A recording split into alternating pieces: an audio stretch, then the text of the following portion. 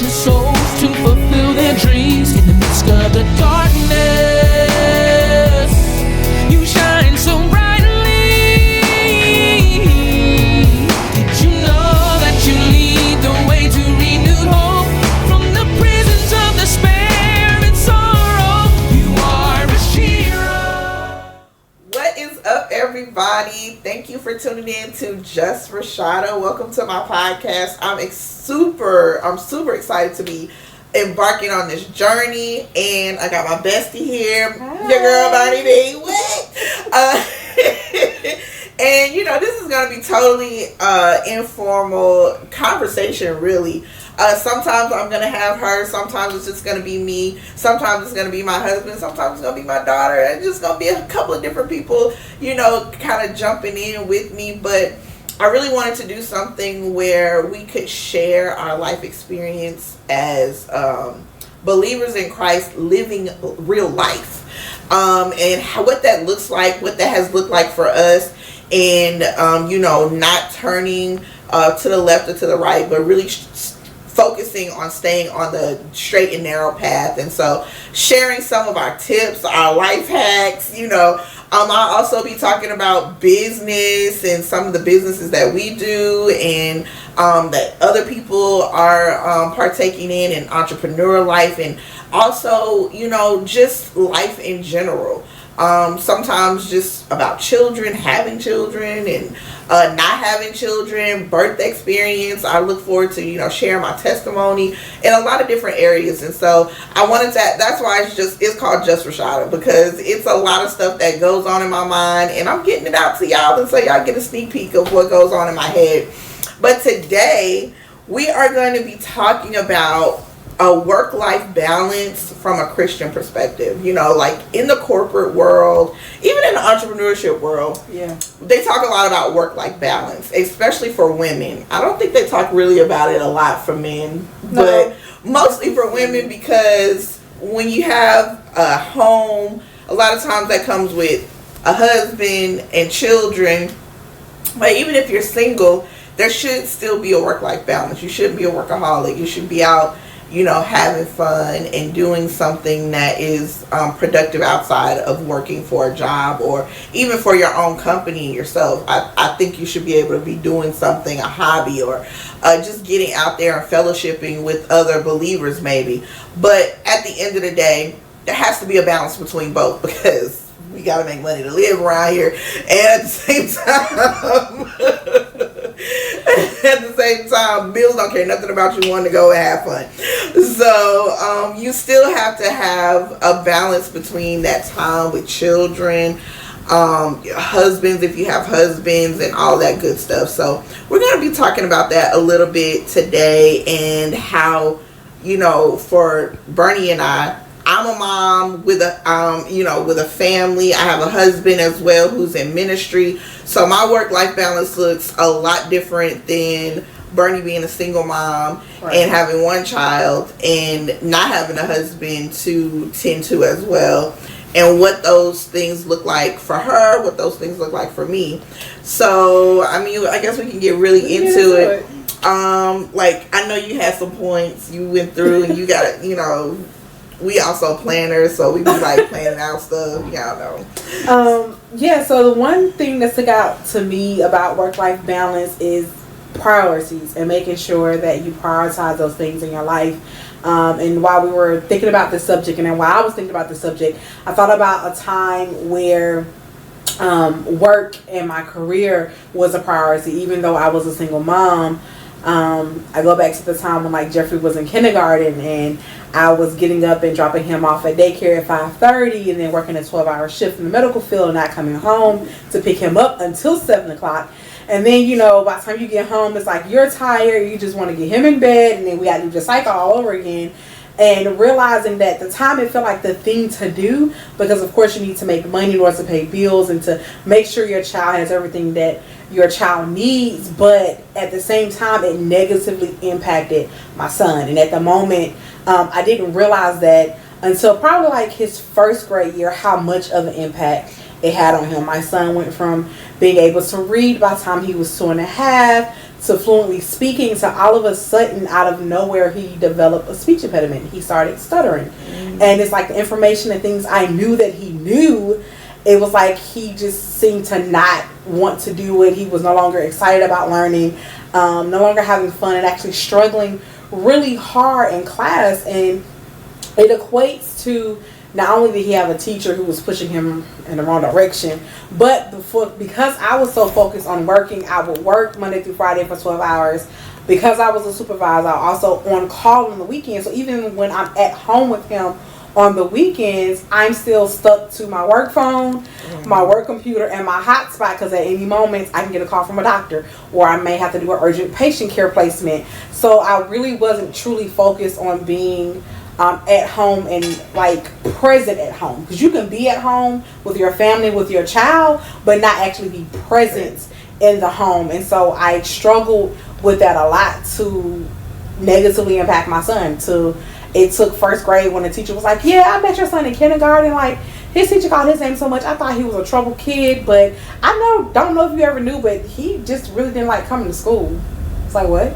Like, what you mean? Wow. And she was like, yeah, he would get in the building. She was like, almost like right after breakfast, he would start crying before he got to her classroom. And so it negatively impacted him to the point where he actually had a deficit in school. He went from being the top 5% of his class through pre-K. He went to a private pre-K, Spanish immersion, speaking Spanish to everybody he knew, to just stuttering, not wanting to learn, not wanting to be engaged, and was just over it. And because I was so focused on working and paying the bills, because you grow up in a black household, even though you're Christian, you gotta work, and it's the 401k that's being pushed to you, and you gotta have some tenure, you gotta be there for some years, and family and your child kind of fall by the wayside in doing that. And I saw how it negatively impact my son. Like, even to this day, we're still working through those things. My son went from being left-handed to being forced to write with his right hand, and now he struggles. His handwriting was beautiful, and now I'm like, son, what is this? Looks like chicken scratch. But we're getting there. But really prioritizing those things, like, now I see that the priority should have been, like, of course, God first, and then family, my son, and then my work.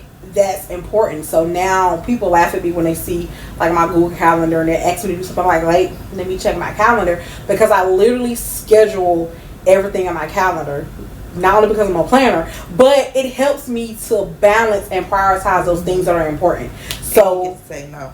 And yes, if it's on the calendar, you can say no.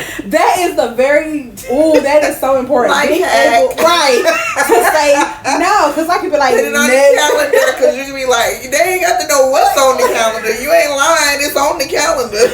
Exactly. So like now I even schedule like my morning routine. Like it's something as simple as getting up in the morning, but carving out that time in my calendar and having my alarms set to my calendar, so when I get up, I'm not grabbing my phone first thing in the morning. I'm spending time with God, I'm praying, I'm journaling, I'm worshiping, and then I'm preparing myself for the day, and even getting my son prepared for the day, because he goes to school at home, his choice, and I support him 100% in that.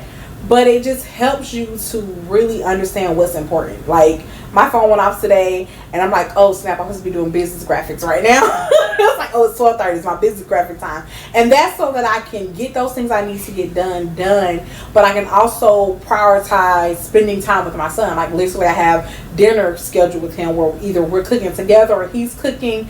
I have homework check. Homework check is not necessarily me checking his homework, because he doesn't always have it, but it's me sitting down and talking to him about his school day, what's going on in school, what you learned today, what you're struggling with, so that I can be involved and at home and be tuned to at home, and not just be at home, but actually be physically present and mentally present to actually curve some things and do some things to support him. That's really good. And just for context, because you stated that he there was a deficit back when he was like in kindergarten, first grade, coming up. Like, how old is he now, so that people can kind of see? Freshman in high school now. So it definitely impacted his learning ability throughout school. So he actually has a specialized education plan. Just going to throw this out there for an educational standpoint.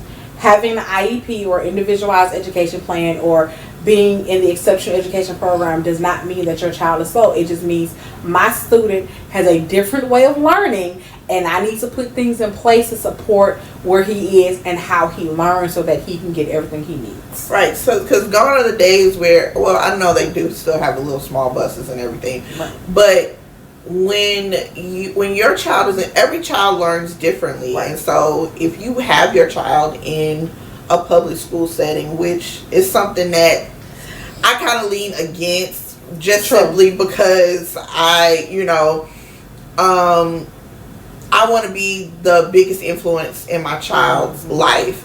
And so if they are out of my presence, especially during those formative years, 8, 9, 10 hours a day, then I'm not the biggest influence. That's 8, 9, 10 hours a day at someone else's discretion, Right. 5 days a week.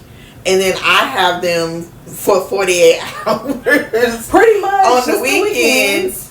Yeah. I don't become our family is not the biggest influence in our child's life. So, even though we have what do you call it? It's public education. But it's at home. At home, yeah. So that home is the biggest influence. I know what is at home. So whether, they're at home with a family member or they're at home with me, I know that they are getting a home presence and a home influence, opposed to not really knowing what's happening at school, what's happening with a teacher or a student who don't Correct. carry our same values, or who brings something and introduces something that we have no control over. So I commend you for even being a single mom and working out and figuring out a way to offer that to your son, because we share the same value in being that big influence. And for me, I was blessed with the opportunity, because I have a husband, to be able to do that. So like with all of my children, when it was the beginning of years, I kind of took off. I was at home mom. My career I never had a career. I never had a career path, if you will, because as soon as I, would have a child, and we started early on, because 1 month, we were talking about this last night. Yeah. 1 month after we got married, I was pregnant. And she's sitting over here handling the behind the scenes for us. But she's 22. And so we've been married for 23 years, so you get it. But I was, at home, I was very adamant about being the most influence in her life. And when we had our son, I was working. I was, again, adamant. I quit my job. I found out I was pregnant 2011. We had Joshua in 2012 of May, and I stopped working in February of 2012 so that I could be home, I could prepare and be a mom to him. And I didn't start back working a conventional type job where I actually had to show up to work until he was 6. He was already going to he was in the first grade. And even that job was like a part-time job. I was working 10 hours a week at a flight school during that time. And so I was still able to be there, be the influence for, most of the time. He was going to school during that time. And then I noticed probably around when COVID hit. Yeah, 2020. That, because I sent him to school not because I really, I wasn't really stuck in, it's got to be homeschool during that time. I sent him to school because his personality was, if you've met Josh, you realize he loves to love people. And so I really felt like keeping him at home would have been kind of torturous to him, because he likes being around people so much. And I mean, there's only so many people at the house. or the park. Right. It's only so many people he gonna come in contact with at the house. And so I thought by sending him to school, that would also help him. And it was a school that I felt like, you know, Bernie was working there. I felt like it was okay. I was still an at-home mom, so even when he went to kindergarten, I was the room parent, so I was always up there anyway. You know, I was one of them moms. But when he went into first grade, he started going to a charter school that Bernie was actually an employee at. And I felt like that was okay because he was at least around his Auntie Bernie. He could, you know, get the things that he needed. He could get that camaraderie from being around other kids because he loved other kids. Like, Josh has never met a stranger. That's just not him. And so I wanted him to be able to experience that because I saw that was very important to him. But at the same time, I realized that was also a very big distraction for him because he was in everybody's business, y'all. Everybody's business. The boy, all he wanted to do was hug everybody, share love, talk to everybody, find out what colors they like. He wanted to know about everybody. Son, you at school to learn, not find out about people.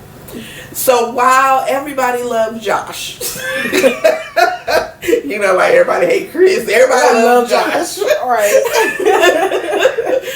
Everybody loved Josh. He was not getting his work done. He was getting extra help. And I mean, the teachers loved on him. They supported him. And that was great. But he was so unfocused because there was too many people to love on around him. And it was just not a good fit for him. And so when COVID hit, they had to learn at home. And they were on the laptop and they were learning at home. And I realized, oh, he is able to focus in and get her done. Like, this is what he needed. He needs to be at home. And then we can take him out somewhere for him to love on people. But he needs to be at home. And so we found, so even after he left that school, because Barney left the school, so he wasn't going to be gone. Keep going. You know, I found an online charter school, and that gave him the ability to still be around children because he was able to engage lively in live classes. So it still gave him the ability to like engage students and engage his teachers and stuff like that. But at the same time, he was able to focus in without the distractions of constantly engaging people, you know. So he was engaged, and then that was cut off, and now it's time to focus on work. And so that helped a lot. That has helped a lot. His grades have gone up. He went to a Christian private school for a little bit, and that helped him with his confidence in school because he had done so poorly, not so poorly, but not to his what we knew his potential was. While he was in regular school, he wasn't failing or anything, but we just knew that he could do better because Josh is very smart when he wants to be. Like, you talk to him about marine life, you talk to him about animals, you talk to him about ants, rocks. He can rattle off all of these different aspects of these, you know, different things. So I knew it wasn't a matter of him actually being able to understand and learn. It was the approach. And so when he went to the Christian private school, the teacher, because it was a small class, she was able to really talk to him in a language that he understood. He understood being a Christian. He understood the motivation and the constructive criticism from a biblical standpoint because his dad's a pastor. We've been in church all his entire life. We've had a church his entire life. Right. And so he understood, you know, the grace of God. He understood certain concepts, and she was able to talk to him from those things and encourage him from the Word of God that boosted up his confidence from a spiritual standpoint out. And so when, you know, he moved into middle school because that private school only goes up to 6th grade, 5th grade. when he moved this year into middle school, his confidence level is through the roof when it comes to learning and engaging and getting the concepts that he needs and doing what he needs to do when he feel like it. Because he's still a boy, he's still 11, yes. and he don't be feel like it sometime, and I have to encourage him in a different way, Amen. according to the Word of God. Amen. Amen. The rod of correction. So, which I don't really do anymore. I praise the Lord for having a husband, because now I can just be like, babe, get him. Because he's a boy and it's time. He's 11. He's moving into puberty. I ain't got time for that. Like, it's different. Like, boys are completely I ain't got different, time and they need reprimanding. that. I need right. No. It's time for you to be passed on to your dad so he can teach you how to be a man, because I can't do that. I'm just gonna hurt your feelings. So can we cut that out? No. No. Y'all, I don't be hurt my son's feelings. I don't do my children like that. But I am just as much of a disciplinary as my husband. So they don't get no slack. It's not, somebody no, we don't play that. We all answer to the Lord. Oh. And everybody got to do their part, okay? Everybody got to do their part and do the word of God around here. Okay, anyway. So that's kind of like the mindset. So my mindset was really, and again, unplanned, planned. Right. It makes a difference. It makes a big difference. So I was able to plan with my husband how things were going to work in our life. So it wasn't now you're going to be an at-home wife and not make money. No. it was a planned thing. It was something that we had already discussed before getting married, how we were going to work things in our family. We didn't get so granular down to like whether they're going to go to school, public school or not. That came along with just seeing the climate change in school and stuff like that, because, things are different when we were in elementary school opposed to now. So right. There had to be an adjustment in those things. But at the same time, the principle of it all was us being the major influence in our child's life. And that is also prioritizing God's will. If we are to train up our children, then we have to be the biggest influence in our children's lives. Otherwise, we are giving them information, but it's on a part-time basis, because the information that they're getting outside of us, if we are not the biggest influence in having them at home with us, under us, if we're not the biggest influence, then we don't know what they're being trained up in, because they're being trained up in something, whether it's in our home or they're outside in the school, in the public, in the system. They're being trained up in something. And if you really look at the math, they're spending more time outside of the home than they are in the home when you send them out to school. And I know it's like, well, what am I supposed to do? Well, for now, in this age, there's so many different jobs for you to do working at home. Like, everybody work from home now. That used to be like a privilege. That wasn't even a thing. When we were like growing in our 20s, that wasn't even a thing to be able to put, I would like to work from home. It just wasn't a concept. But, I mean, the internet was barely coming into play. The internet was barely coming into play. You were still getting those AOL CDs from Publix. So, there was no such thing as work from home. Everybody worked outside the house. So it was either one parent work and the other one stay at home, which is what my mom did. My mom, she stayed at home, but then I also got to see the other side, because my mom wasn't just an idle mom where she was just at home and, watching soap operas all day until we got home from school. She was becoming an entrepreneur. She was an author. She was doing things in the community. She was doing things at church. So she kept busy, and so that's something that I brought into, like, I may be an at-home mom, but I was very strategic and entrepreneurial in being at home. So, like, when the stages come in, when they're like a baby, like we got Jeremiah's right now. So he has to nurse like every 3.5 hours. Well, obviously I'm not going out to no job having to do that. And I'm definitely not spending a whole bunch of time pumping milk. That's just not me. So what I have to do is I found a solution in being able to be a life insurance agent.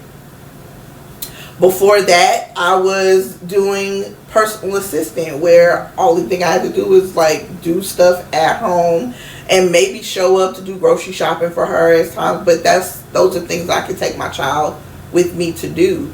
So it didn't require, if I did have to go out, it didn't require me not to have my child with me. Right. And, you know, growing up, Tiana went everywhere with me. She was everywhere with us, really. She was, you know, if Dad was going to sing, she was there at the CD table. If Dad, you know, it didn't matter. She, you know, and that was a part of training up, because we take our kids everywhere. I was never of the mindset of having to find a babysitter because we got a gig. You know, we drag them along. All the children are coming. Everybody going. Everybody. You know, even if they have to sit up under the table and play quietly under the table. Exactly, they're coming. They're, you know, because we want them to experience everything that is about what we do, but we also were making spaces for them in the space where we were making money. You know, when my husband was out performing, he was making money most of the time. You know, sometimes it was like, you know, that whole promo thing, get your name out there, you know, they had that going on. But for the most part, he was making money.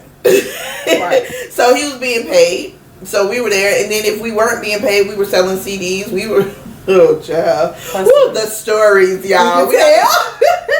That's a whole nother podcast. Whole nother episode. Right. Of stomping CDs. Y'all don't even know what a stomper is now, because now you can just send it off and get it down for you. But yeah, when you ain't got that kind of money and you do something real quick, fix in a hurry to make a quick $100, yeah. We stomped CDs. Yeah, we stomped the CDs. We got the paper, we printed it out. We probably cost us about maybe like $30, $35, $40 back then, maybe $50, somewhere in there. Cases, the blank CDs was burning, stomping, labeling, packaging, handing them out. There was somebody that commented on Titus's post and was like, I think I still got the CD with your daughter on. And I was like, oh, you got a classic. Ooh, that's definitely one of the ones we was stopping. That's a classic. That's like 2006, 8, somewhere in there. Like that's the Titus classic right there. So if y'all got some Titus music and it's got the CD with him and his daughter on there, kind of looks like real funky, you got a classic. We was doing something. We designed. We designed that. We was designing albums. We digressed. Okay. So we gotta help the people. Okay, we're gonna help them. Okay, so first thing I have is prioritizing God's will. Yes. And that's really a big deal. So really taking time to sit down and seek God on what His will is for your family and what that's supposed to look like. Because a lot of times we just assume, you know, my mama did it, mama did it, and you know, that's just what we did. But really taking the time, and it's not to say that what they did was wrong, it's not to say that what they did was inappropriate or anything, but when you have your own relationship with God and He is doing what He needs to do with you and your family, and seek Him as to what, just like we would for anything else, seek Him for what He wants. Why did He give you children in the first place? Why did He give you a family in the first place? And what does your responsibility to that family looks like? And what that priority is. I've been talking to my husband a lot about prioritizing ministry, family, work, and all that. Really about work-life balance. Right. Because he has a lot of different jobs. He doesn't just have a family and a job to go to. He has family, he has a job or a business, because he does insurance as well. But he also has another piece in there that is a great responsibility, and that is a pastor. Right. So he has people that he also has to shepherd and counsel and watch for their souls, just like he does for our family unit. He has to do that also for other people that come to our church. And so how does that look, and what does that look like in balancing, your responsibility to your family, your responsibility? So I told him, I'm going to make you a diagram so you can remember what the priorities should be. That Google Calendar, y'all think I'm playing. I'm just saying. I was like, I'm going to make you a diagram, because I think so often we are so common with our family that we feel like outside ministry is more important. Like, I can get to my family, I can get to, friends or whatever, and spend time with the family and stuff like that. But real ministry is outside. And in all actuality, real ministry starts with the family and the children. Hey, we doing our thing. We got children. I got 4 of them. It's a lot. and the middle boy, the second boy, Josiah, he's a firecracker, a fireball. He don't like to play by the rules.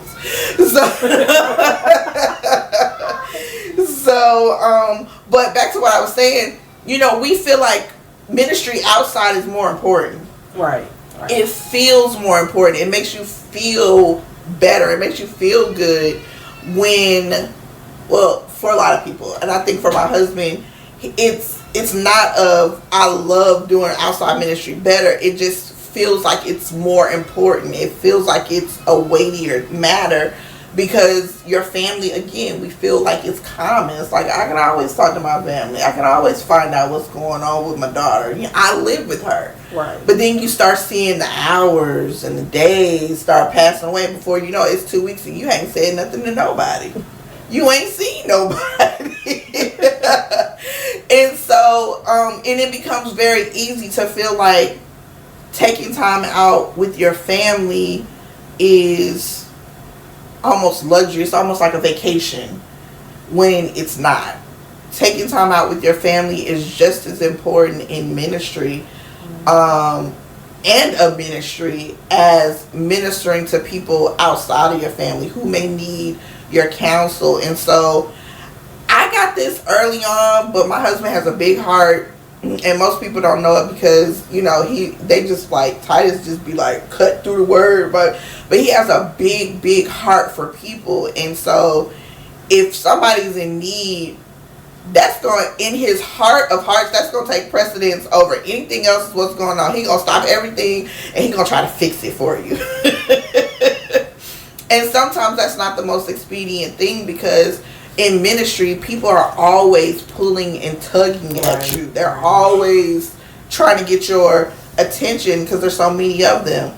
And for our family, and even for you as being a friend for so long, we tend to understand the pulling and the tugging. And so we don't demand as much, because it's like, let somebody else have the gift that's in him. Let them, But at the same time, we don't. When we do that, we rob ourselves. So literally, I have been purposeful in not doing that. This year, with my husband, I've been understanding, but I haven't. And what I mean by that is, where most of the time I wouldn't say anything, previously I wouldn't say anything, be like, yeah, go, take care of them, they need it. Now I pull his coattail and be like, you doing it too much. Right. Like, I I've been here, your children have been here, you're missing opportunities, and I'm making sure that I have shown him where the missed opportunities have been, so that he can see, like, you're missing opportunities, like they need you too. Right. Your kids need you too. And it's really for my sons, because I got 3 boys now. And I'm like, I can't teach them how to be men of God. I can't. It was fine for when I had Tiana, because she was supposed to be under me anyway. I'm teaching her how to be a woman. So it's fine. She's learning from her mama. But I don't want my boys learning from me. I want my boys learning from their dad. They need their daddy. They need to learn how to be men. I can't teach them how to be men. I can teach them, the principles of responsibility as young men and boys and as children growing up. But there gets to a certain point, like, when we start hitting puberty topics, that ain't, I'm not having them conversations. No. That's not, That's what we call an uncle. I'm not having them conversations. I don't want to know about it. I don't want to hear about it. I don't want to even think about it. Exactly. Like, no. I don't want to think my little boy thinking, no. Negative. He's my little boy. Okay? He's going to stay that way in my mind until he gets married. And then I can envision that. And then I want grandchildren. But until then, it's a no-go for me. So I need my husband to be, I was like, I need you to be in there. Because, he's 11. I was like, he's about to be 12 and pimples is coming up. And I know what comes with pimples. That means you head in a different direction. And your mind starts opening up to, hey, yeah, I'm not ready for that. And so, yeah. So I've been telling him we already know what the will of the Lord is. Right. Concerning family. We know that in principle. And now I'm telling him it's time to prioritize that. And then, like, for me on my side, or for any other single parents out there, prioritizing the will of God means putting things into perspective according to God's will. Because yes, I was working and I was making a whole lot of money, but seeing the things that I'm doing of negatively impacting my son and like him being pushed aside, that make you think about, okay, I'm not there. I can't protect, I can't raise, I can't nurture, I can't, guide, because I'm not there. So for me, it was like getting to a point where, okay, I have to really think about the types of jobs that I take. I have to be willing to walk away when God says, hey, it's time for you to go. It's time for you to move. And then, like, because you don't have a significant other, or in my case, I don't have a husband, I have to be willing to 100% put my trust in God to provide, and being okay and not fearful of, I'm putting my trust in God. This is what God told me to do. This is where God has me right now. And then really truly trusting God to take care of those things. So a lot of times I think, even as single parents, we know what we're supposed to do, but we consume ourselves with the cares and worries of the world. We think about our bills. We think about housing. We think about cars. We think about food. We think about our children going without. But we forget, like, we know seek ye first the kingdom of God and all his righteousness, and things will be added, but we forget to actually do those things. We forget to put those things in practice. So even for the single parent, even for the single mother, you still have to put those things into practice. You still have to prioritize that. I went through a season with God where I'm like, okay, Lord, I have to trust you with everything because my son needs me right now. So I went from December 2014 until September 2016 without an actual job. And I was able to actually focus in on my son. I was able to be in the classroom with him, be in the school with him, and God still took care of the needs. I didn't go without. I didn't lack anything. Every time I was like, oh Lord, how this car not gonna be paid? And Cash App. Or a parent was like, oh, I I see up here all the time. You work here? I'm like, no, I don't work here. I'm just volunteering. And they're like, oh, well, I just want to bless you with something. And it's exactly what I need. So you have to be willing, even in putting things into practice and prioritizing God's will, to let go of what is normal. I'm going to say what is normal, because what society deems normal, what your family members may deem normal, for you is not what God's will is actually for you. So you have to be willing to stand on what God's will is for you and put your faith and trust in that, and know that as long as I'm doing what God has called me to do, then I will be provided for, and my child will have the things that I need. I got my job at his school because from December 2014 and I say until September 2016, because they actually hired me September 2016, because I was up there, I was involved, and I had a way of talking with other parents and getting other parents involved and being in the school, that they was like, okay, you know what, we got this parent liaison position, here you go.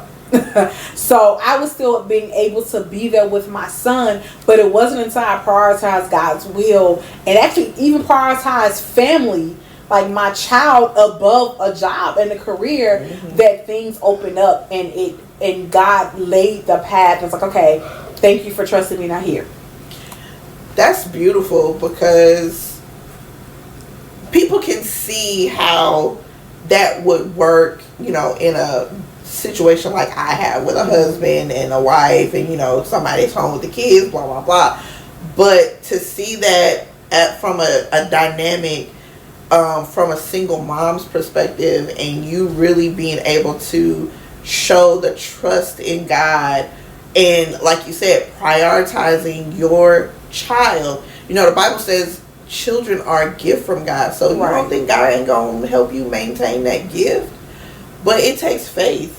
It does. It takes trust in Him, because He also wants us to trust Him. If we're praying and asking and not believing that He can, He says you can't. Don't even think you're gonna get anything from me. Right. So you are an example of that single mom who says, okay, I'm gonna prioritize. I'm gonna do what I need to do. I'm gonna figure it out and put my child first and humble myself. Right. I might not have the best car. I might not have that nice decked out apartment. I might be staying with somebody. Right. I might be, me and my son might be sharing a room. Exactly. But even in those things, those abased things, and what people would find to be humbling or not being accomplished, God was doing something in you and your son's relationship of rebuilding, so that you were being able to be back in his life as the influence. And not only the influence, but also teaching him how to trust, because he's seeing you. He's walking through that as well. He's watching you.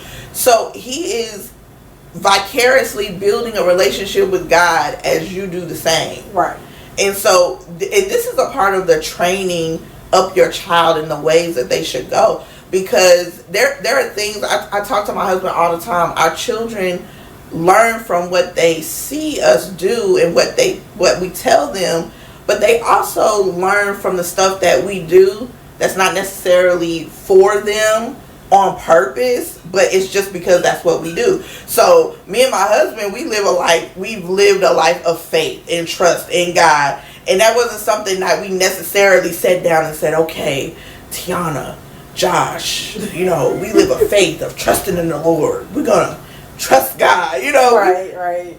But how we move, how we function, how we deal with situations and circumstances that they're privy to and that they're watching, they're seeing that acted out, and they are getting they juice about God, if you will, from watching us in the smallest of things.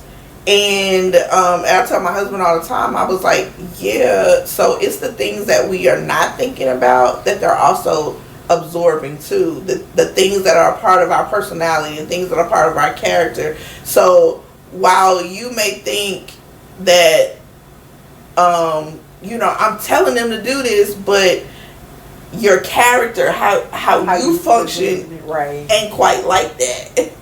And so, and it's not a bad thing, but it's just one of those things where you, like, for example, I'm very happy-go-lucky. There's not too much that it takes a lot to get under my skin and for me to be frustrated. And she looking at me because she know I'm about to talk about it. It takes a lot for me to be frustrated. My husband is the opposite of that. When stuff don't work, especially electronics, he is like, he's 0 to 100. Like, he's so frustrated.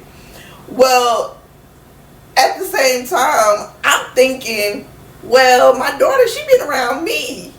Right. She hang around me, so she gonna be happy-go-lucky like me. But she got another parent, and so, and it's also too not just another parent, but I was telling him it's also, you're the head of the household, so it's a lot different for you too, right? Because you set the atmosphere and the standard as being head and as being dad.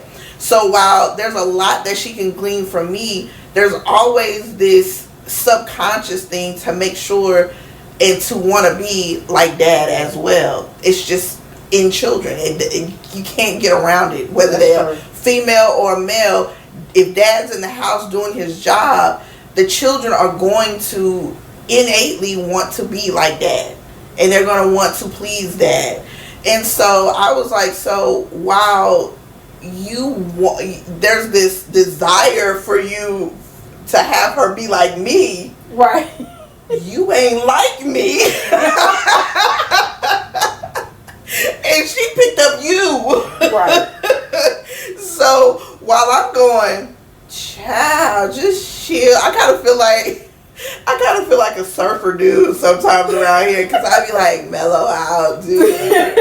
You know, it's all good. And they be looking at me like, no, it's not. It just won't work. Yeah, and I be like, dude, it's okay. and I find myself, and even my son, Josh, he does the same thing. I was like, bruh, why are you so stressed right now about this phone? Just click the button, click it back on. Now see if it works. Thanks, Mom. It wasn't that serious. What's going on? So it even comes from that. So when we look at from the big things to the little things, our children are picking up and they're absorbing all of these things at the same time. So we have to be very conscious about even the smallest of things. And so back to what I was originally saying, because I got off topic. Y'all, there's a lot of stuff going on in my head. But back to what I was really originally saying is that you being a single mom is a great example of a single mom can prioritize her child. Yes. A single mom can be the biggest influence. You don't have to be discouraged and be like, but I don't have nobody to help me like that. But it does take humility. It does take a tremendous amount of faith. It takes more faith for her than it took for me. And that's just the honest truth, because I got two people working over here. It's just her. So it's like, Lord, if you don't come through today. Not only is like your personal battle with, okay, Lord, how's this gonna work out? You also have like friends and family and everybody else like, girl, just go get a job. And be like, no, because that ain't what God told me. And so you have to combat even outsiders and even people who are close to you saying you just need to go, and you like, I can't be disobedient right now, though. But I just have to, stick with it. And so yeah, like my son and I, we live with my sister for a majority of his life. We've stayed with my sister, and God provided that for us. But it's also helps when you have that faith, and even though you're in a household with somebody else, because that also can mess with your thinking. Mm-hmm. Like, I'm in somebody else's house, so I need to make sure I can contribute to the house or do that as well. But you have to also understand when you're prioritizing God's will, that God said, yeah, I put you here but I still need to do what I asked you to do. I still need to do what I told you to do. And so in doing that, you make God a priority even in your child's life. Because even your child will be like, okay, no matter what I hear, you know, auntie, nana, papa, cousin, anybody else saying, I'm watching how my mom responds to God. I'm watching how my mom responds to it. And it even builds up their character, that even when people say, even when they're saying, okay, God told me to do this, and there's people in their ear saying the opposite, they now have that example and they can remember, wait, but this is how mom did it. Mm-hmm. And this is what mom did. And so I can keep my faith and I can stand on what God said. Amen. So, yeah, I'm like, I commend Bernie because she's been my bestie since 9th grade. And we in our 40s now, so you do the math. Oh, right. We stopped counting after 20 years. We was just like, okay, we just gonna say 20 plus years. That's what it is right now. Ain't nobody gonna keep nobody's gonna do that. No. Another thing I had on here is embracing rest. That is hard. I know for me personally, that's hard. Because not only am I a planner, she doesn't have this problem, but I'm a planner. But not only am I a planner and I'm a single mom, I have the gift of helps. Mm-hmm. Like that's one of my gifts that God has given me. So for me, saying no to people, like, it crushed my spirit, I think, more than anybody else. Her and him be like, nope, I ain't doing it. But I think about, okay, but I can help them. And it's easier for me to just do it, or it's easier for me just to assist, because I have the gift of helps. And so I actually prioritize rest even in my Google Calendar. Like, if I show you my Google Calendar, like, everything has a color, everything is organized. And not only do I have my calendar, I have hers too as her assistant. But I actually prioritize rest. Like, I have breaks in there, like my morning routine my evening routine. Part of that is me spending time to just woosah, to think, just to forget about the hustle and bustle of the day, to really just get myself to a place where I'm able to actually calm down and just be like, it's okay. I think God has given me ailments in my body to make me rest, because I am one that will push my body to the limits. We have. I am a cancer survivor, so I be like, oh, you in pain, whatever. I would go to work and work a 12-hour shift, taking 1,600 milligrams of ibuprofen, still in pain, but outwork everybody else. Because I'm just so used to pushing my body, and I'm so used to making myself go above and beyond, that I think God is like, yeah, no, ma'am, sit down. And God has to, like, literally, like, no, we gonna make this knee hurt really, really bad so you can sit down. So you don't have to sit down. If not, I would just keep going. It's easy. It's easy for me to be like, okay, I'm gonna rest, and then somebody come like, can you do such and such? I'll be like, I said I wasn't gonna do nothing today, but yeah, give me about 5 minutes, I'll get it done for you. But I'm being honest, like, that's just how I am. So I have to, especially me with my gifting, have to be like, it's okay to tell people, yeah, I ain't doing nothing today, I'm sorry. That's still a challenge right now, but I'm learning. My theme for 2024 is being able to actually say no and to prioritize those things that God has actually gifted me and given me to do, and being okay with telling people no. Yeah, so I don't have a problem telling people no. We know that. But I do have a problem with resting. Yeah, you do. So I still have the problem. I had that problem up until probably having Josiah. I became more conscious of the need for disconnecting and resting with the whole situation with going through that labor and then getting pregnant again, and then going through what I went through with having to have surgery for this last labor. So resting is like something that now I don't feel, because it wasn't necessarily feeling guilty about telling people no and doing stuff for people. It's doing stuff that I want to do, that I have on my list because I'm ambitious. And so I have a lot of things that I want to accomplish, and it's crazy to think that I'm going to accomplish all of that in 24 hours where 8 of those hours I need to be sleeping. You're right. So I have all these things that I want to do that I feel like I need to do that kind of pulls me from a family, from, you know, my husband, and just managing stuff that that keeps me. Like, I don't have a problem. Like, somebody call me, I got a whole bunch of other stuff to tell them that no for. Like, no, because I got all these other things on my to-do list. I can't. But for me, it's just being okay with that to-do list not getting done every day, and just carrying over what didn't get done. And this last year and a half has really taught me the value in sleeping and resting and getting what my body needs. So, like, now I prioritize nap time. Like, my husband was like, "You been sleeping all day?" No. I was up at 6. No, I was up at 5 counseling you about priorities. You know, I was up at 5. We had our talk. I was really up at 4 because I was processing what I wanted to say to you before I woke you up. You know, so I had been up prior to that because Jeremiah woke up at 1.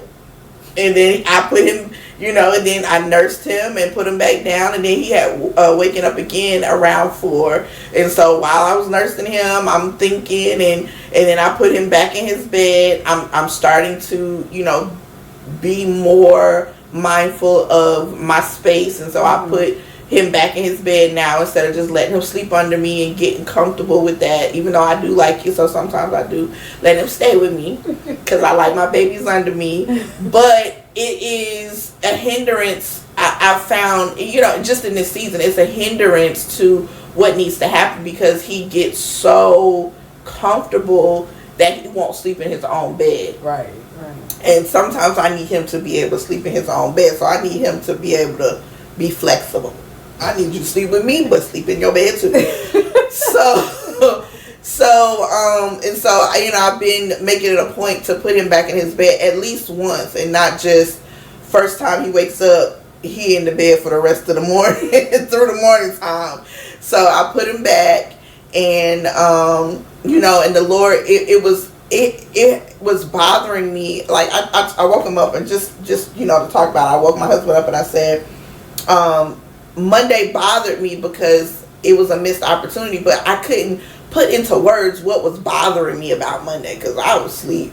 You know, I was chilling. I didn't really have my phone. I think by the time 3 o'clock rolled around, I was back up in my bed, knocked out.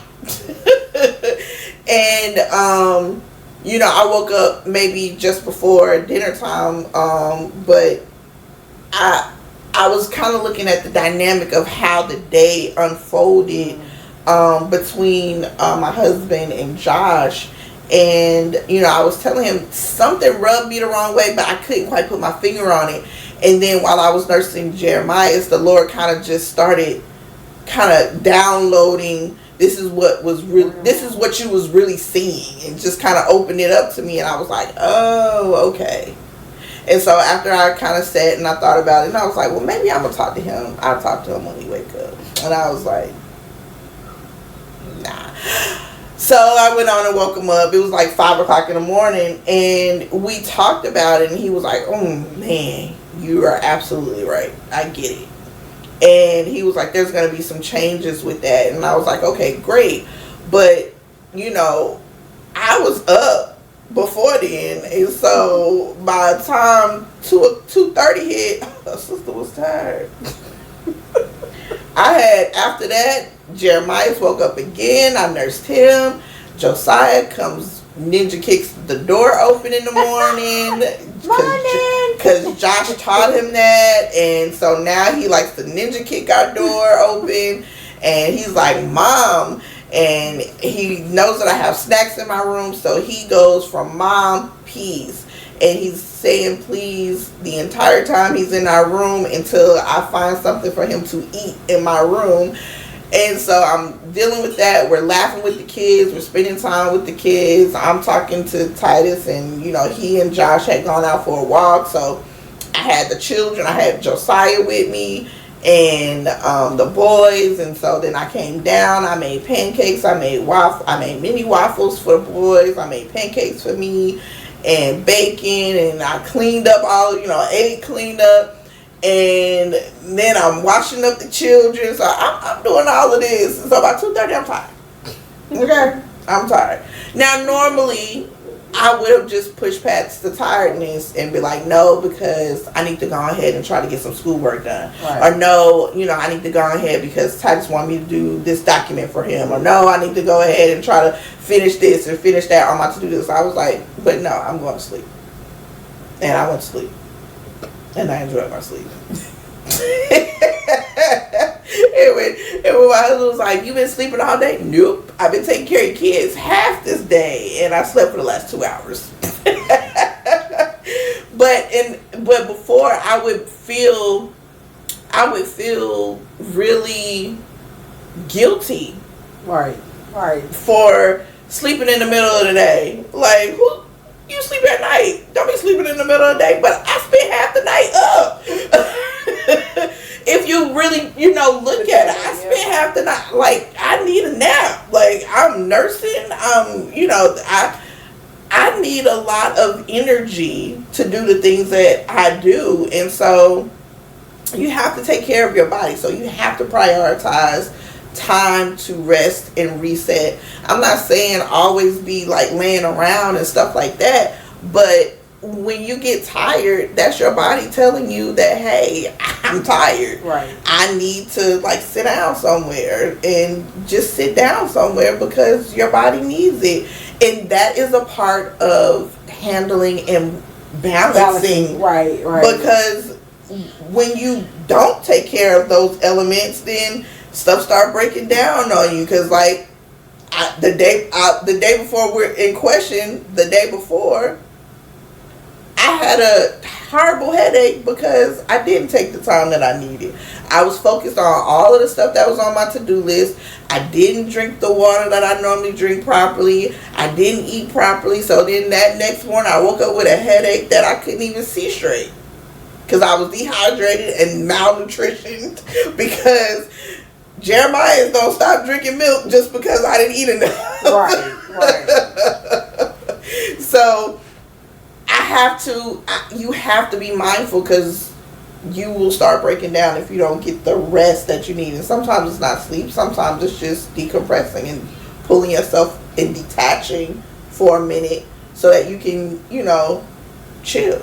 I call it the dumb moments. Yeah. Where I used to have more when I had less children of those moments, but I could, put on worship music and just kind of sit quietly.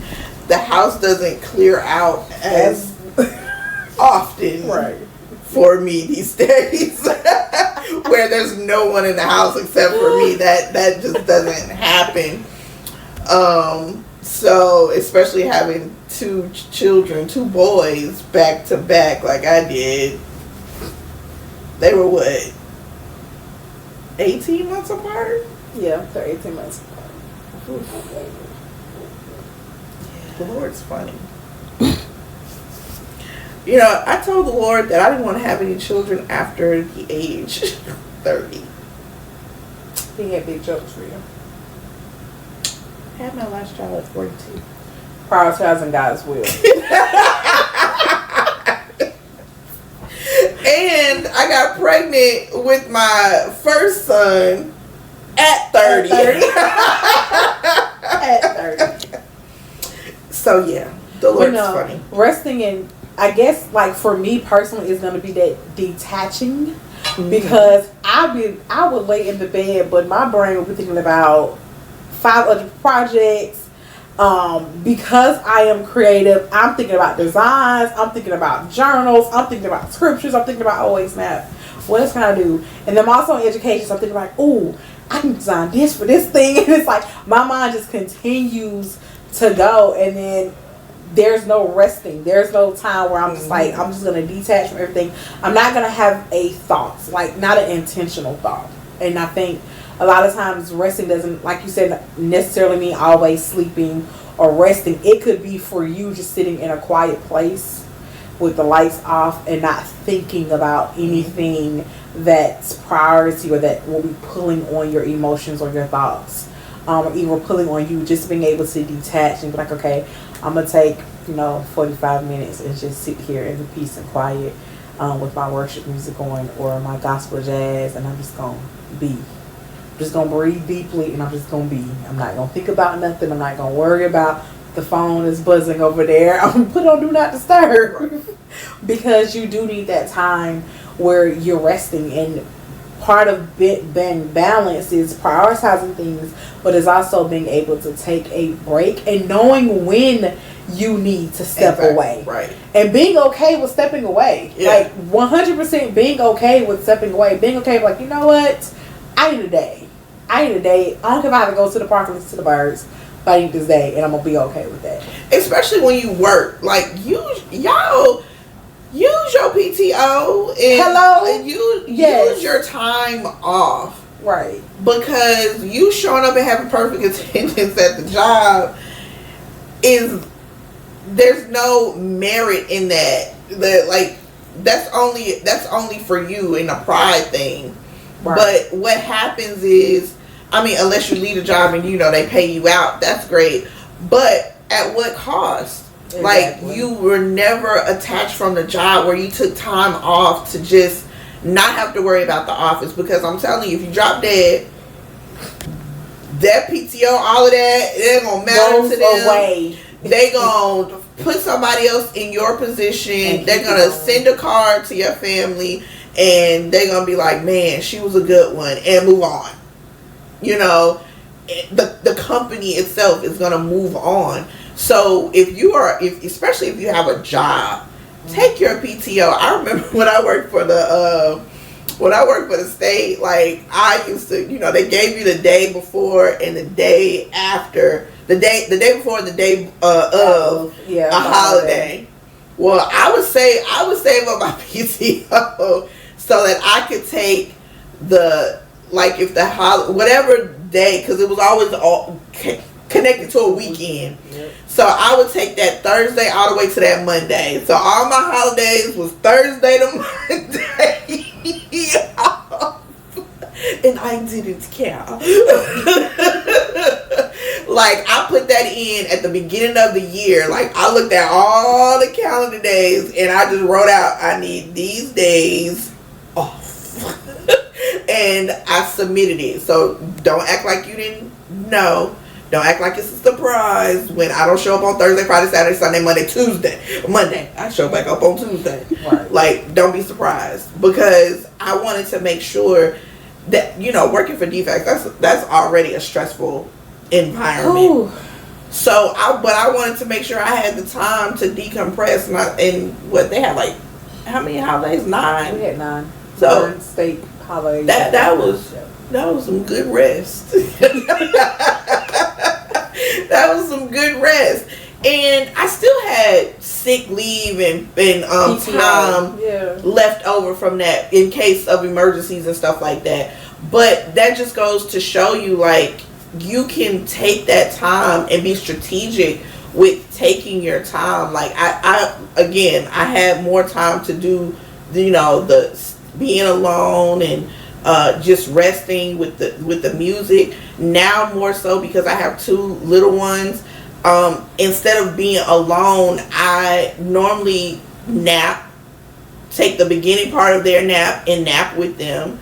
And I wake up usually kind of like in the middle of their nap, and I start getting work done. I start doing the things that I want to do. And what I can't do, what I can't, finish, I'm okay with that. And I've learned just in the past year. So this ain't something I've been doing for the last 20 years. This is something I've been doing for the last 9 months or so. And being okay with not getting everything done. It's okay.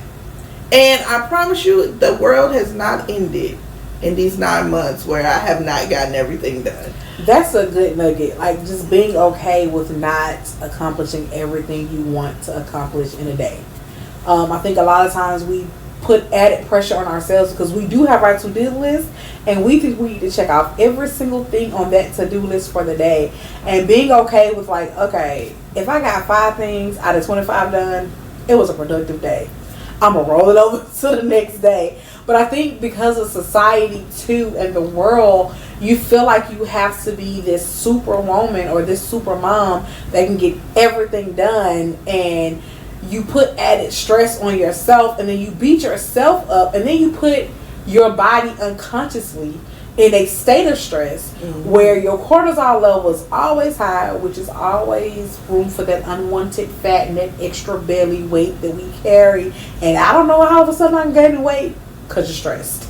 And even though you may not feel stressed, you put your body in a state of stress. So being able to be okay with, I got 5 things done today, or even if your to-do list is 5 things and you got 1 thing done, I'm about to celebrate this 1 thing. Yes. And I'm going to be okay with it because you were productive. It doesn't mean that you have to get every single thing done every time. And I think for me, one of the things that we talked about years ago is being flexible, because I was not a type of person that was flexible.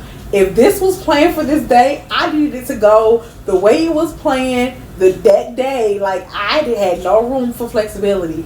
So, like, even in being restful and prioritizing God and prioritizing your family, prioritize being flexible.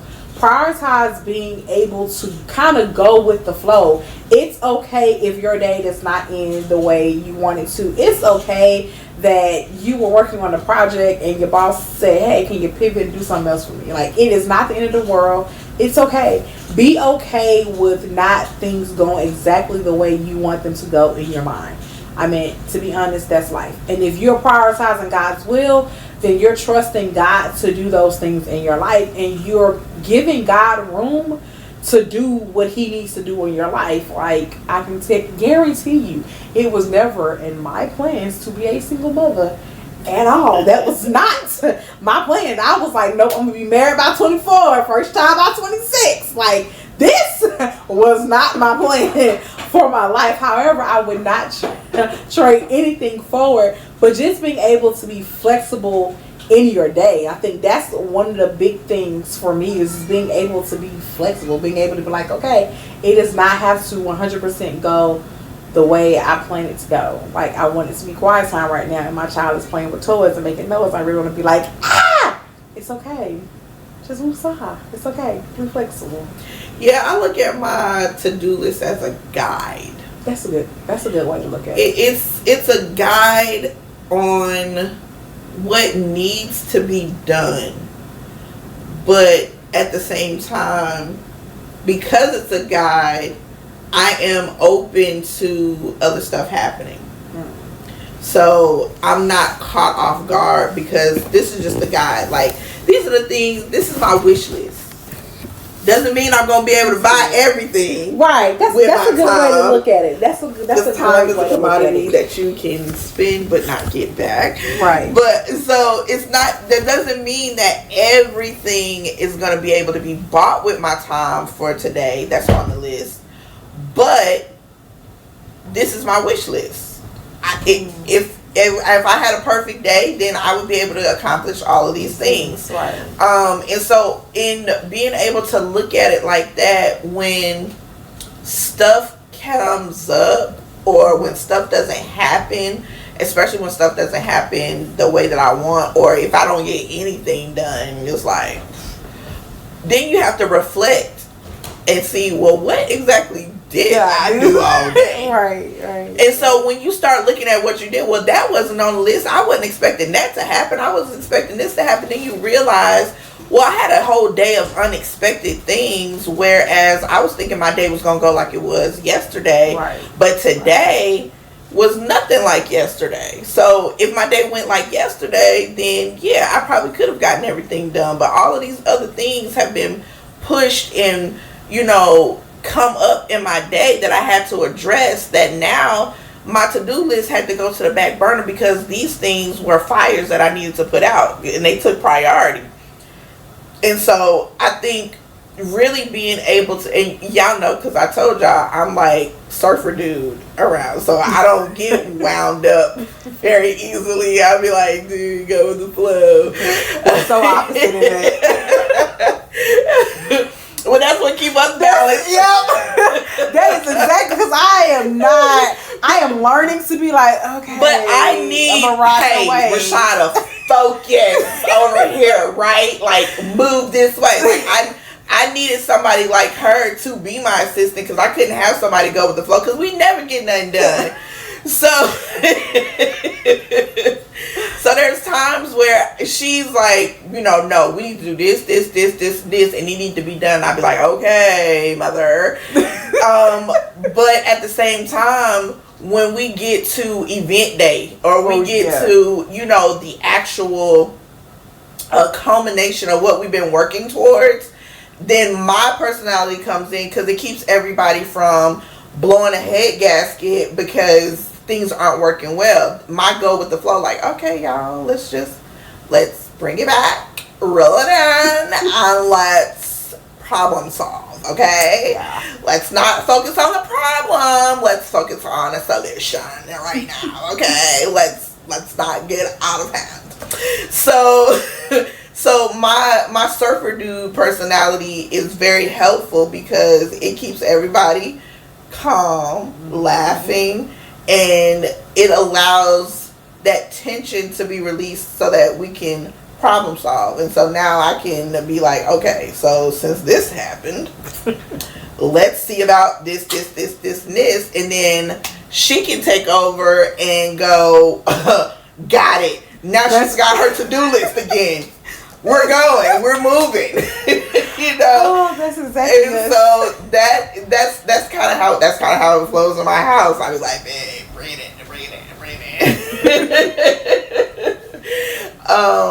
And so it really becomes one of those things where, you know, if God is leading us and God is guiding our footsteps throughout the day, we have to know that the things that we are unable to accomplish, that we feel like is our responsibility for the day or for the week, we have to give him room to lead and guide our pathway according to his wishes and according to his will. And so we have to be very flexible in that. And, you know, I tell the women at the church all the time, you know, as being a woman, right, we have to be fluid, because our lives are able to decision make, our ability to am I saying our able, Lord? I was gonna let you our ability. I was going, because I do know how to talk, y'all. Our ability to accomplish certain things relies a lot on outside forces that doesn't have to do with us. You got kids, you got a husband, and all those things that play a part. Like, you know, we're all getting ready to go. I done planned everything. Everybody's dressed, ready to go out, and then baby poops, and it goes all up his back. We finna be late.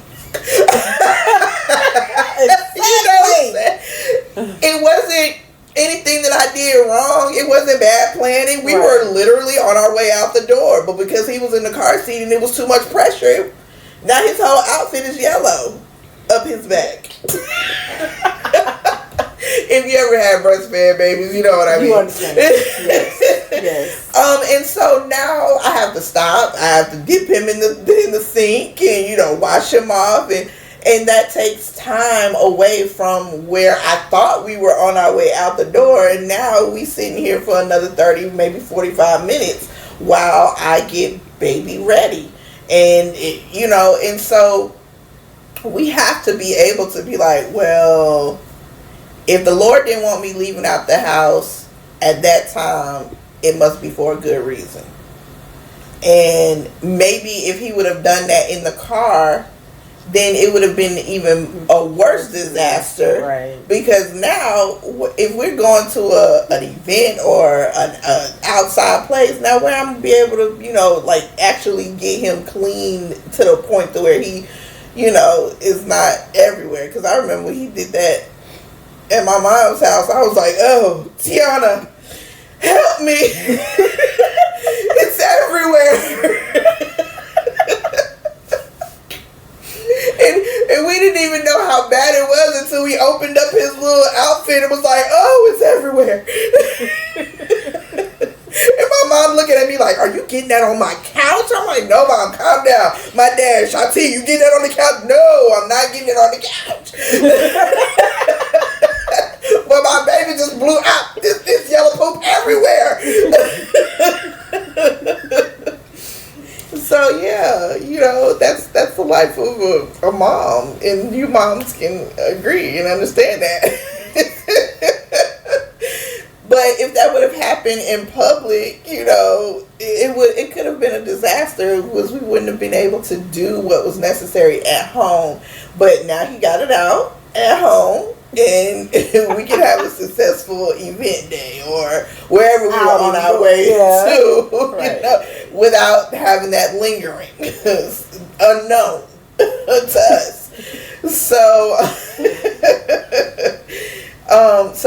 as moms, especially, we have to just be ready for the unexpected in the unexpected places and the most unexpected time, because that's just what it is to have little people. Like, people look at children, I think, sometimes as, they're small people. They are. And just like we have things that go on with us that happen to us, that sometimes we don't feel like getting up in the morning. While, we may go, oh, why I gotta get up? They're gonna cry. We were crying too. We just cry with words. We have a vocabulary, they don't. True. So all they're doing is crying. But we cry too when we complain, and we're crying. We're crying, and we just have words to express it. So they're little people, and so we have these little people with their own personalities, their own body functions going on, their own thing going on. And when you have multiple of those, there's a lot of unexpected to expect, because it's a whole bunch of little people that rely on you, and you got to, help them out with processing all of those things. And sometimes that process looks very different depending on what's happening with them. And so while you're looking at what's going on with you, what you got going on in your mind, you still got a whole nother person that's got stuff going on in their mind, that's got stuff, maybe they got sad, maybe they were playing and they, their favorite toy got stuck up under the couch. And so you still got to address that, because they have their own emotions and they have their own world and their own world view. There's stuff that's important to them that, of course, is not important to us. Like, I don't care nothing about that toy, but that toy is very important to them at their age and at their level. And so we have to be very sensitive to the fact that there are children, but they also rely heavily on us to be that emotional support, that physical support for, the little ones, especially when they're new walkers or can't walk at all, to make it through their day, because we're helping them make it through their day. And that goes back to prioritizing the family unit and understanding that children in particular are a blessing from the Lord. Right. They're a gift from God. That the family as a whole is a blessing, and prioritizing them even over sometimes our to-do list can be difficult but necessary, so that there is balance even in our way in which we interact with our children. So it's not just, I got my little time throughout the day with her, but if it's not that time, then you need to go sit down somewhere, because your time was at 4:30, not 3. We can't pencil our family in. We can't pencil our children into our calendar a lot of times, and so until they get older, like, Tiana was like, set an appointment, man. Right. Send the calendar invites. Send the calendar invite. You grown. That's an official council session. Right. You had 18 years of me, honey.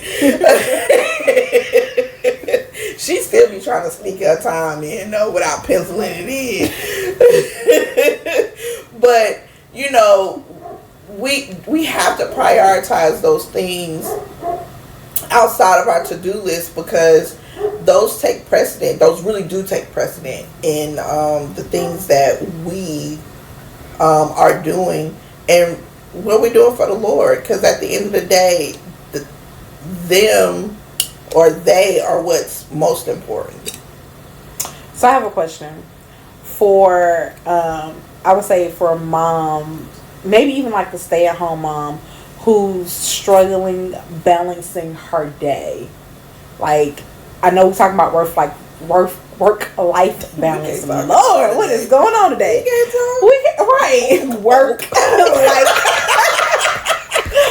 So we're trying to keep inside jokes out of here. We try. But just even, I want you to speak to like those moms who are stay-at-home moms. Like, I can't speak to that clearly.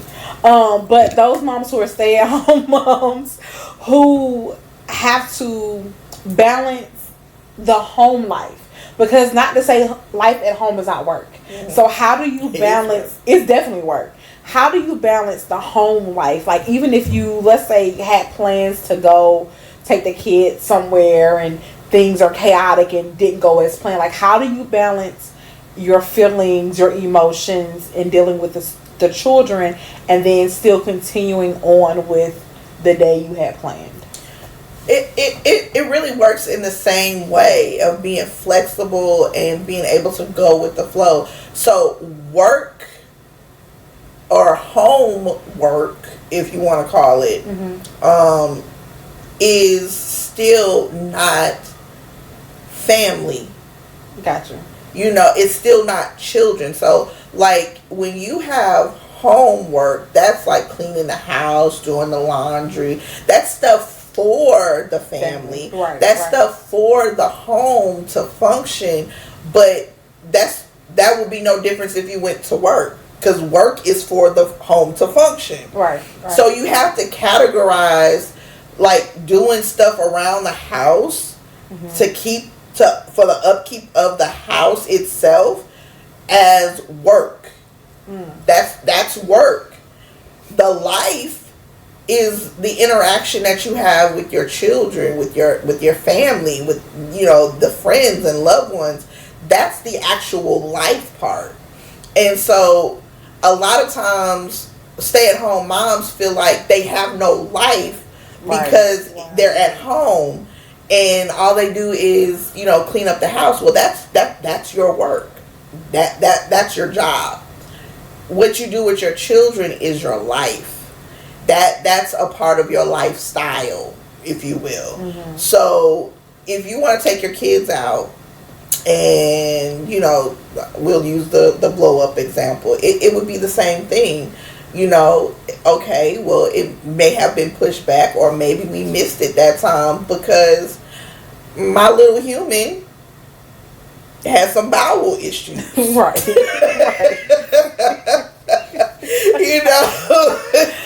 No different if you have bowel issues. You not finna go nowhere. Right. True. True. So it's the same thing. Like, we have to not I think we have disconnected ourselves and disassociated ourselves with our children and our family, and as women, it's hard to disconnect from work and our family being work, especially if you're an at-home mom, because I've been an at-home mom, and your family being work.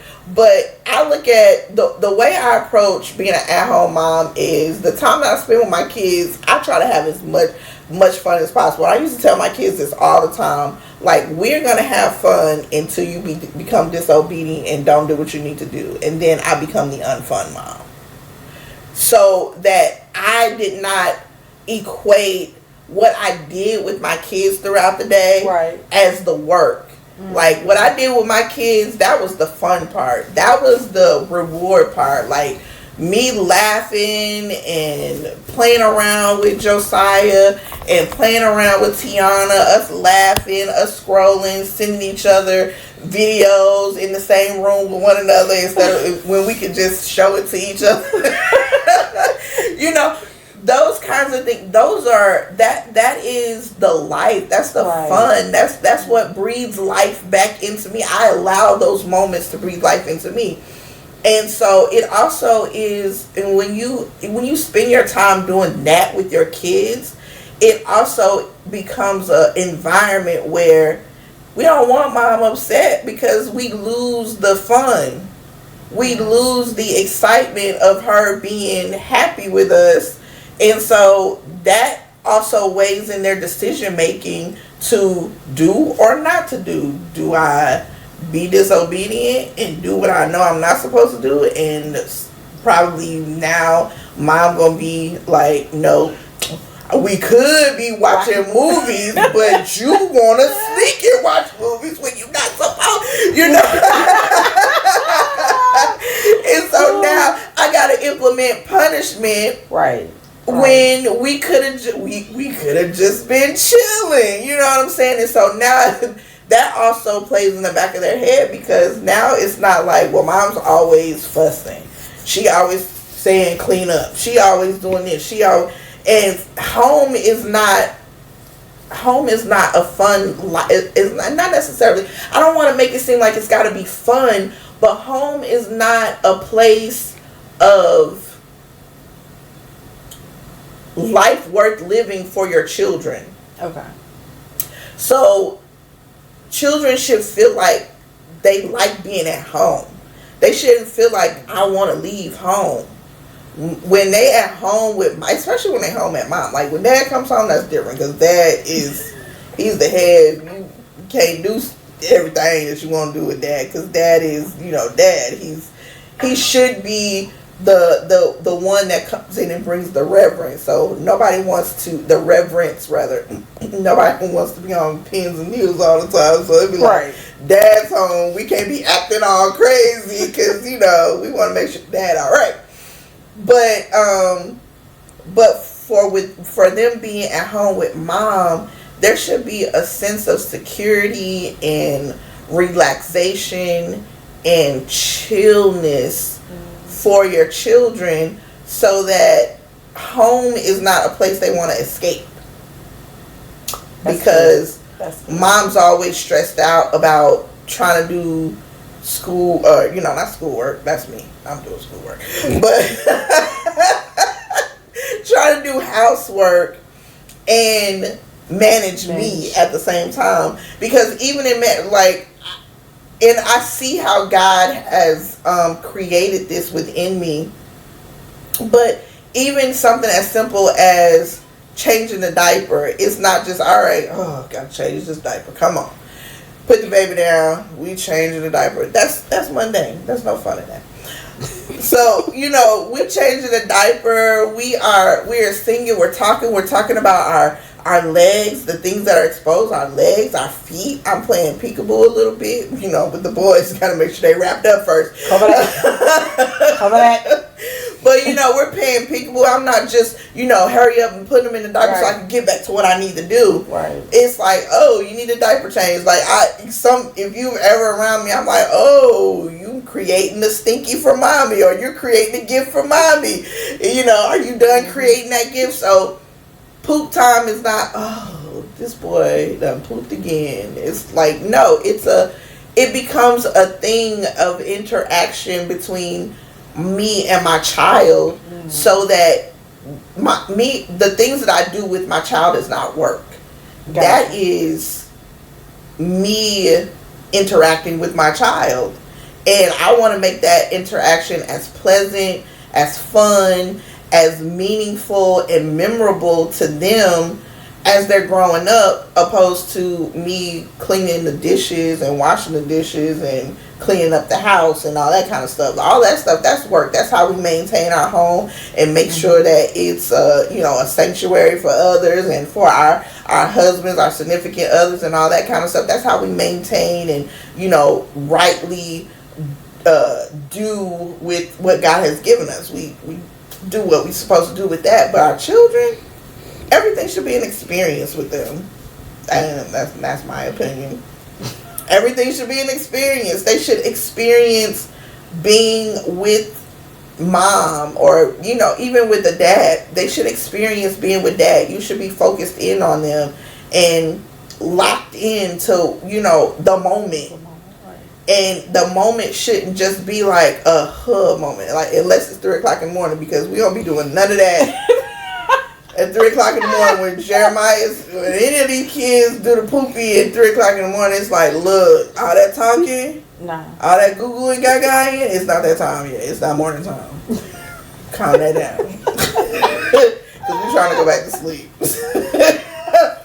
But during daytime hours. During working hours. During 9 to 5. During daytime hours, when we're not in the middle of sleep, you want to make that an experience. But I'll be trying to put them on back to sleep. I'll be trying to do it as fast as possible. There's no peekaboo. There's no peepah. Now, I will tell you, because Jeremiah is the happiest child I've ever seen in my life.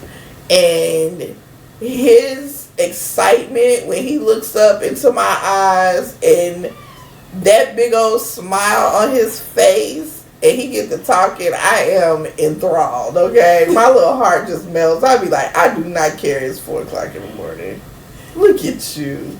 And we be talking with each other with daddy next to us, and he'd be like, what is going on?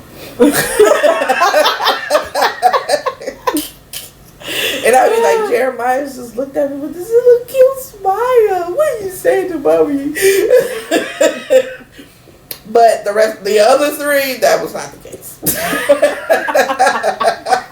I'm just saying, they weren't doing all of that anyway, because my kids like to sleep. But to say all that, make the time that you spend with your children an experience. Don't let it become something that is done begrudgingly and mundane to the point to where they feel like they are the job or they are the work, because your children aren't the work. Your children are they're your life. They're your gift, and you should treat them like a gift that you will have until God calls you or them home. That they're your gift, and so you don't want to have this idea that and you don't want to put in your child's mind that they are a burden to you. They shouldn't feel like they're a burden to you. They should feel like you are everything to them and they are everything to you, and the most comfortable place for them to be is with you.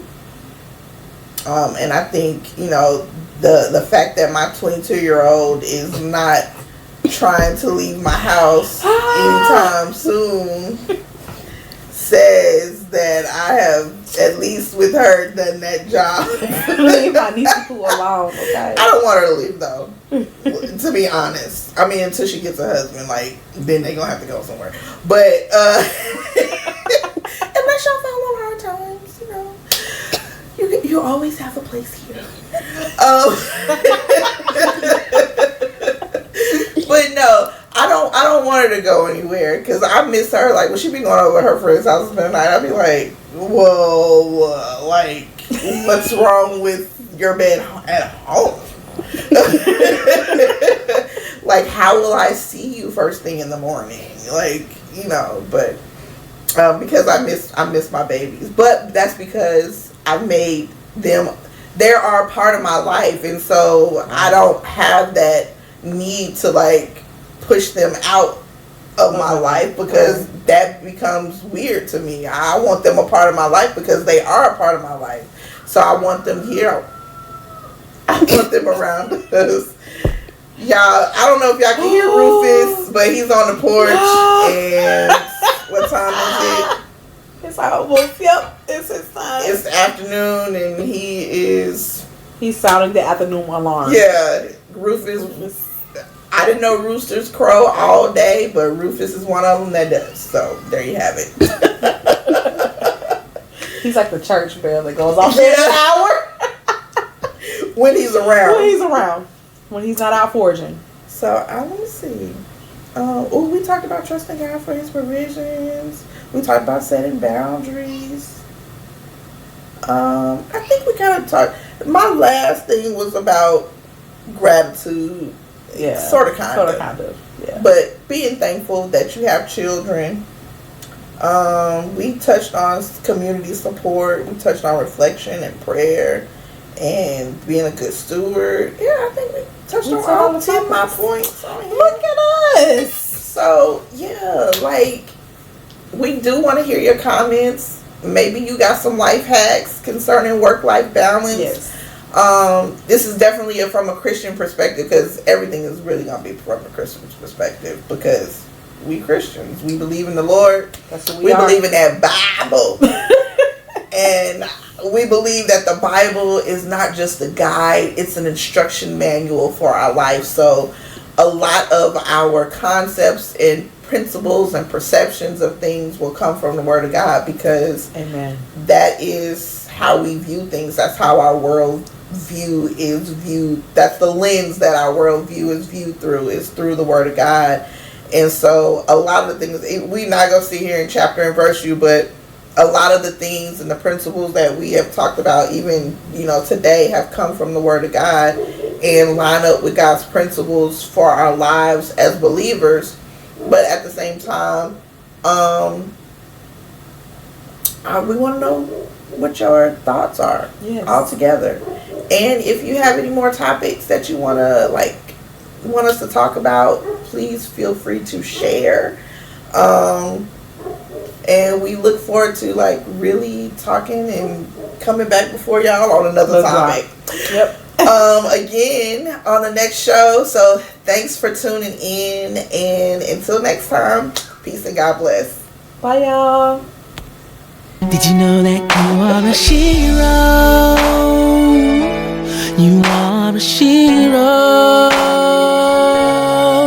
Did you know that your life is a guiding light, helping many precious souls to